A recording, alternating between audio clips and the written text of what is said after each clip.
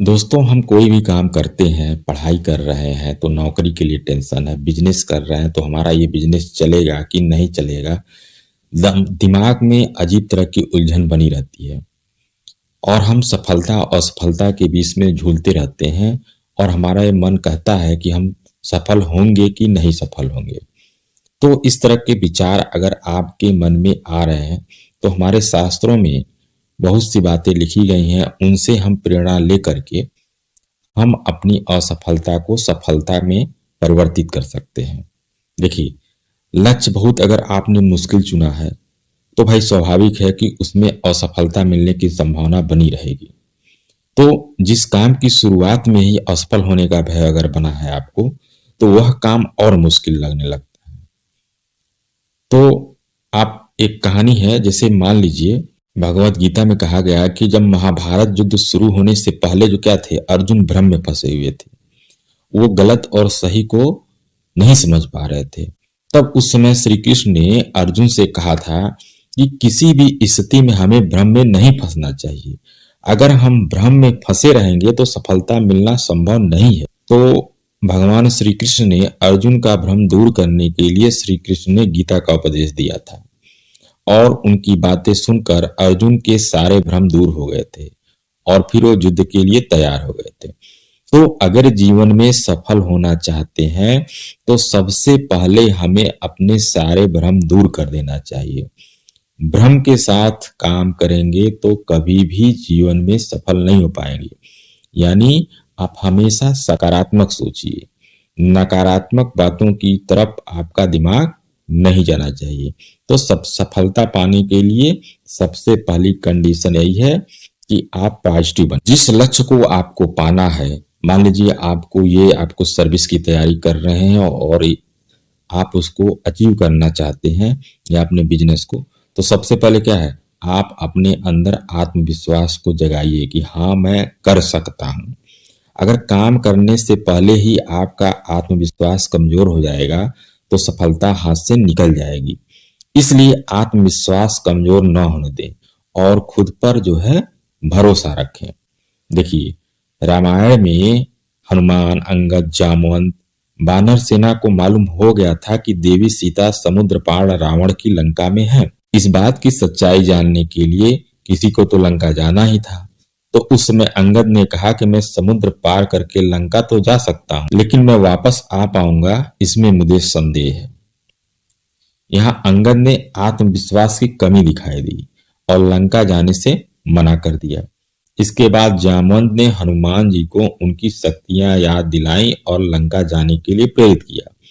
तो जब जामवंत की बातें सुन करके हनुमान जी आत्मविश्वास से भर गए और लंका जाने को तैयार हो गए।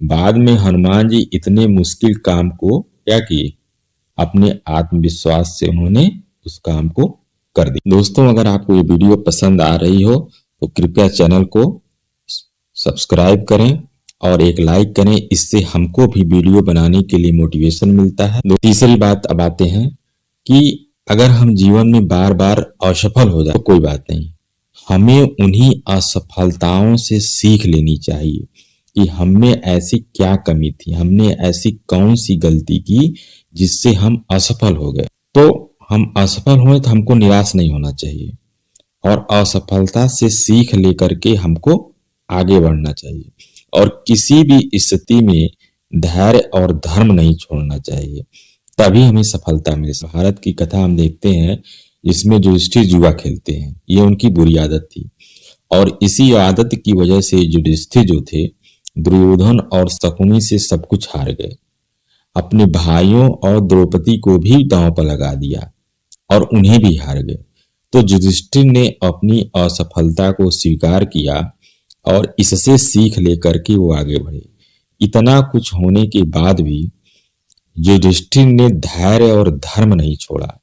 असफलता से मिली सीख की वजह से ही उन्हें आगे के सभी निर्णय सही लिए। श्री कृष्ण और भाइयों की मदद से कौरवों को युद्ध में पराजित। तो दोस्तों, असफल हो जाए तो निराश मत होइए और असफलता से सीख लीजिए और आगे बढ़िए। पॉजिटिव रहिए, सकारात्मक रहिए। सफलता आपके कदम। दोस्तों, किसी भी कार्य को करने के लिए हमें एक गुरु की तो जरूरत पड़ती ही पड़ती। तो चाहे अगर पढ़ाई कर रहे हैं तो गुरु की जरूरत है, बिजनेस कर रहे हैं तो उसमें भी आपको किसी को तो सलाहकार बनाना ही पड़ेगा, जिन जो आपको बताया गया कि कोई बिजनेस कैसे स्टार्ट करना चाहिए, कैसे स्टार्ट करना चाहिए, क्या क्या करना चाहिए। तो जीवन में सफलता उन्हीं लोगों को मिलती है जिनके पास अच्छे सलाहकार होते हैं। और अगर सलाह देने वाले लोग सही नहीं है तो क्या होगा, तो बने बनाए काम भी बिगड़ जाते हैं और असफलता का सामना करना पड़ सकता है। जैसे आप देखिए कि महाभारत में पांडवों ने श्री कृष्ण को अपना सलाहकार बनाया और श्री कृष्ण की हर बात पांडवों ने मानी। इस वजह से पांडवों ने विशाल कौरव सेना को भी पराजित कर दिया। तो हमें अपना सलाहकार ऐसे व्यक्ति को बनाना चाहिए जो विद्वान हो, हमारा हित चाहता हो। सही सलाह हमें सफल बना देती है और सही समय पर मिली सही सलाह भी हमको माननी चाहिए। रामायण में श्री राम पूरी वानर सेना के साथ लंका पहुंच गए थे। उस समय विभीषण ने रावण को सलाह दी थी कि वह सीता को सकुशल लौटा दे और राम से संधि कर ले, लेकिन रावण तो था अहंकारी। उसने विभीषण की इस सलाह को नजरअंदाज कर दिया और विभीषण को अपमानित किया। तो विभीषण ने रावण को सही समय पर सही सलाह दी थी, लेकिन रावण ने अहंकार के कारण विभीषण की बात नहीं मानी। इसका नतीजा क्या हो गया आप जानते ही हैं, रावण का पूरा वंश ही नाश हो गया। तो अगर सही समय पर हमें सही सलाह मिल रही है तो उस पर हमें तुरंत अमल करना चाहिए, वरना बने बनाए काम जो है बिगड़ जाते हैं। और कोई अगर सही सलाह दे रहा है आपको तो हमें उसको नजरअंदाज भी नहीं करना चाहिए। धृतराष्ट्र ने अपना सलाहकार किसको बनाया था? विदुर को बनाया था। विदुर ने धृतराष्ट्र को कई बार धर्म अधर्म बताया। विदुर ने दुर्योधन के गलत कामों को रोकने की सलाह भी दी थी धृतराष्ट्र को, लेकिन धृतराष्ट्र ने विदुर की सलाह को हर बार नजरअंदाज किया और दुर्योधन का पक्ष। तो इसका नतीजा ये हुआ कि पांडवों के हाथों पूरे कौरव वंश का नाश हो गया।